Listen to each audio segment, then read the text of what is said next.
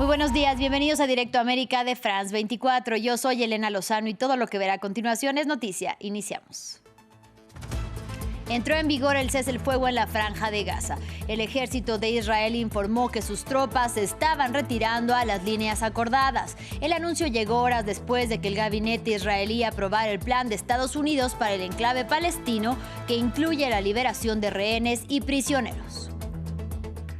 El Premio Nobel de Paz 2025 es para María Corina Machado, líder de la oposición en Venezuela. El Comité Noruego del Nobel destacó su incansable defensa de la democracia frente a lo que llamó el brutal gobierno de Nicolás Maduro. Machado se declaró en shock tras la noticia.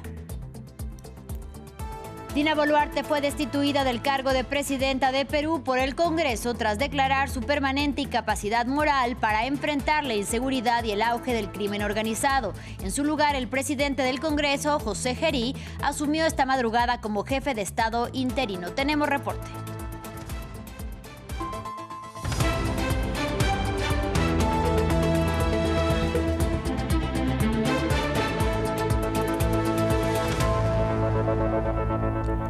Iniciamos en la Franja de Gaza, 732 días después del inicio de la ofensiva de Israel en el enclave y tras más de 67.000 muertos palestinos, hoy entró en vigor el cese el fuego en la Franja de Gaza. El ejército de Israel informó que sus tropas están retrocediendo y retirándose a las líneas acordadas. El anuncio llegó horas después de que el gabinete israelí aprobara el plan de Estados Unidos para el enclave palestino, que incluye la liberación de rehenes y prisioneros. El primer ministro israelí, Benjamín Netanyahu, advirtió que jamás será desarmado por las buenas o por las malas, al tiempo que decenas de miles de gazatíes caminan de vuelta al norte del enclave. Desde Jerusalén nos amplía nuestra corresponsal en Israel y los territorios palestinos, Yanira Gómez Muñoz. Ya aquí, a partir del mediodía, con el alto al fuego en vigor en la Franja de Gaza, Netanyahu sobre todo hizo una presentación de su victoria, una victoria. Ayer la oficina del primer ministro israelí ya había comunicado que Israel había conseguido todos los objetivos de su guerra, pero sin duda fue, como decía, emitió Netanyahu un discurso desafiante, arrogante, en un tono siempre de defensa, no solo ante el público israelí, también en el extranjero. Dijo que básicamente la presión militar masiva de 2 años de invasión en la franja y la presión política masiva actual por parte de la administración Trump, sumado a la soledad, dijo, de Hamás, ha hecho posible el actual acuerdo. En concreto, sobre todo, se refirió que ha hecho posible el retorno de los rehenes en los próximos días. Dijo esta frase que siempre repite de lo prometimos y lo cumplimos. Pero, sobre todo, Netanyahu lanzó una amenaza y es reanudar la guerra, reanudar la violencia en el enclave palestino si Hamás no entrega las armas y Gaza no es desmilitarizada, como bien decías. Dijo, si no es por las buenas, será por las malas. Por eso subrayó que el ejército israelí se quedará en buena parte de Gaza para ejercer una presión contra el grupo islamista.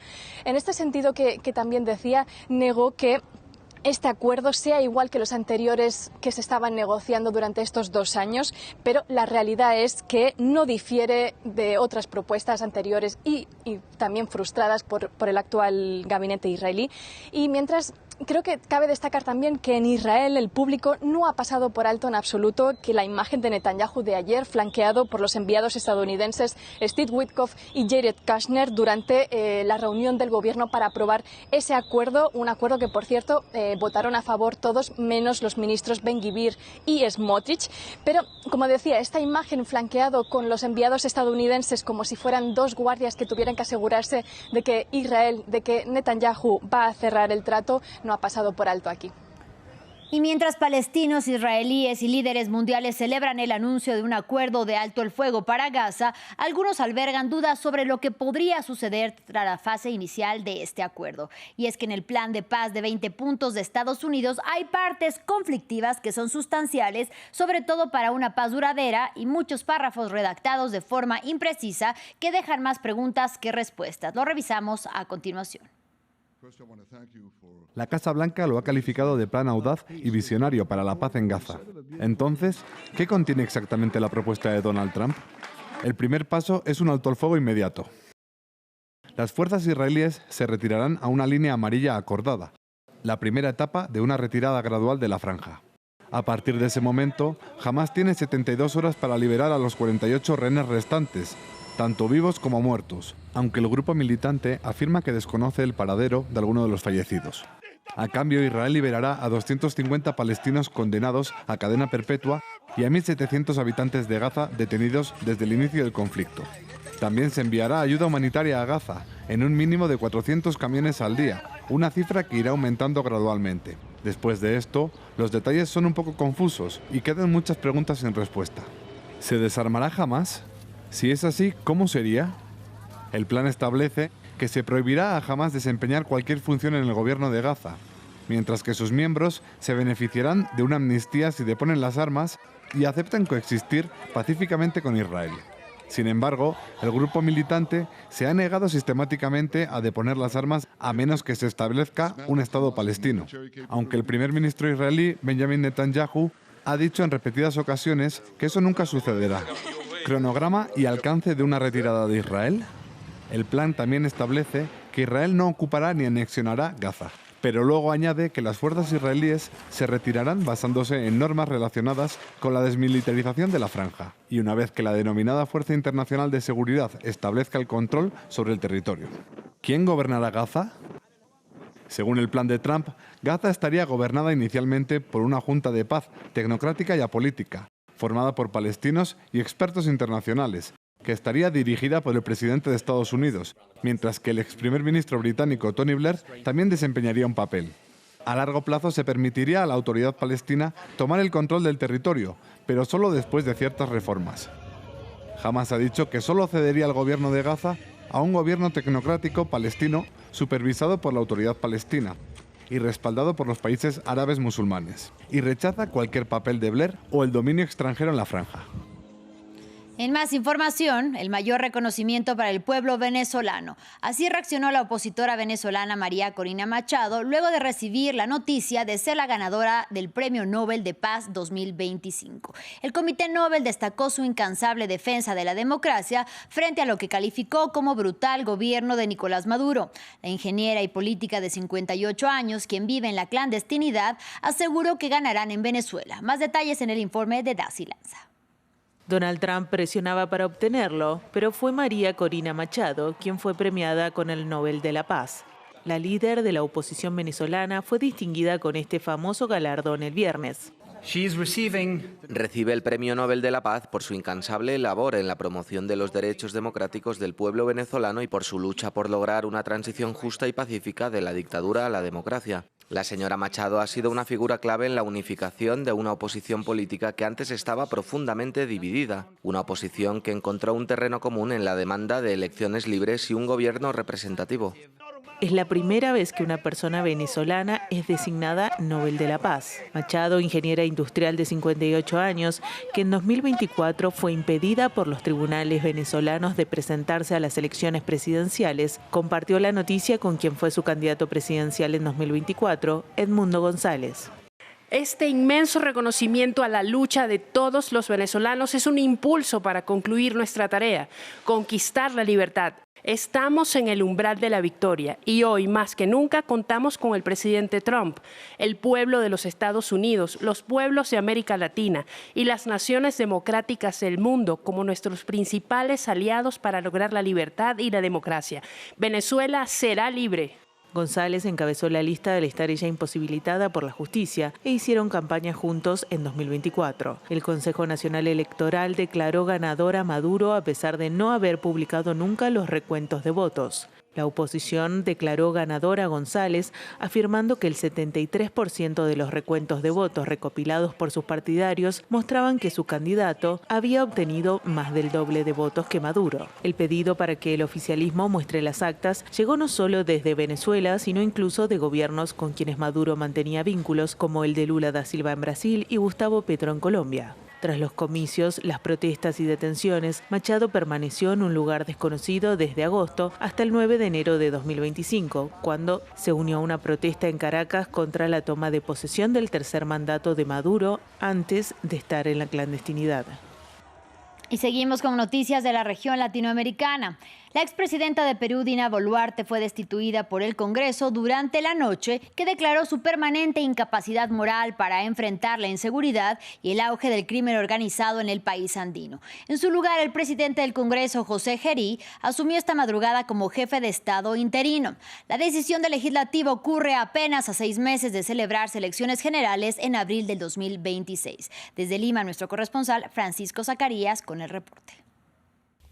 El ataque armado perpetrado por desconocidos contra el grupo musical Aguamarina fue el detonante de la crisis. Los políticos que blindaron a Dina Boluarte y bloquearon todos estos meses las investigaciones de la Fiscalía terminaron dándole la espalda y tras aprobar 4 mociones de vacancia presidencial la destituyeron por incapacidad moral permanente.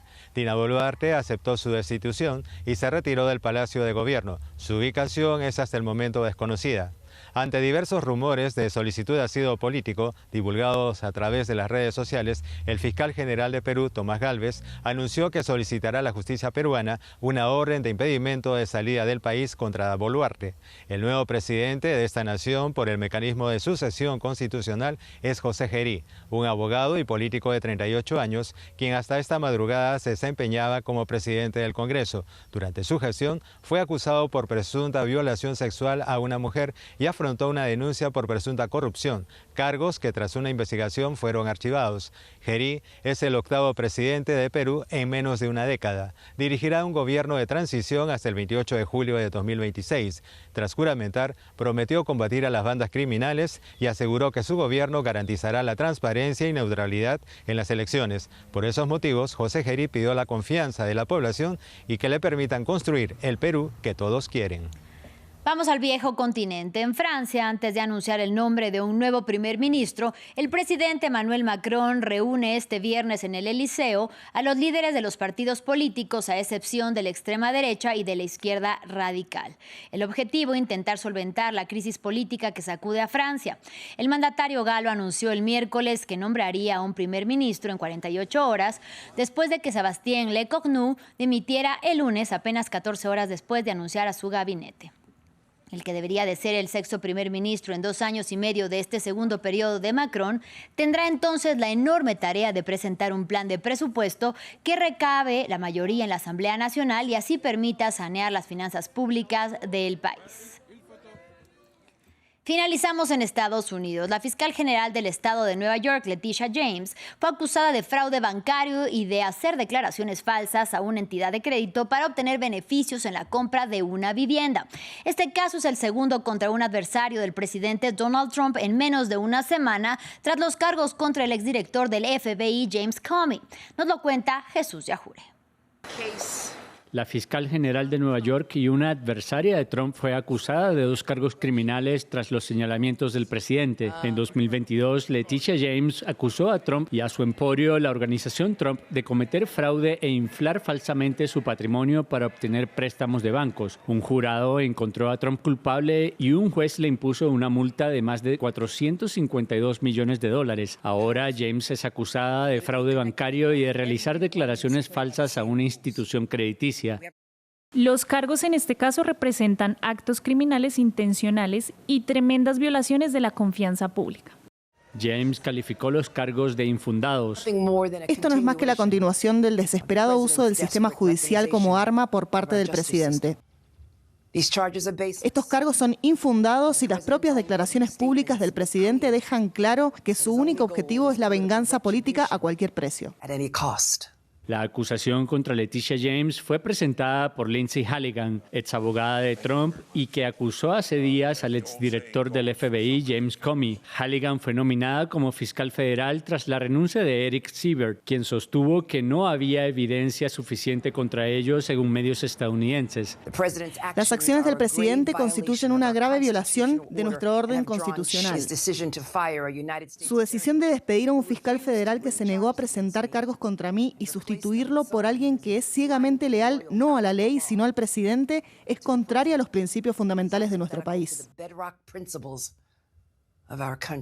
En redes sociales, Trump dijo el 20 de septiembre a la fiscal general que James Comey y el senador demócrata Adam Schiff eran tan culpables como el demonio. Los cargos contra Comey y James llegan en medio de acusaciones de politización del Departamento de Justicia para perseguir judicialmente a sus adversarios. Así llegamos al final de este espacio informativo. Gracias por su compañía. Hasta la próxima.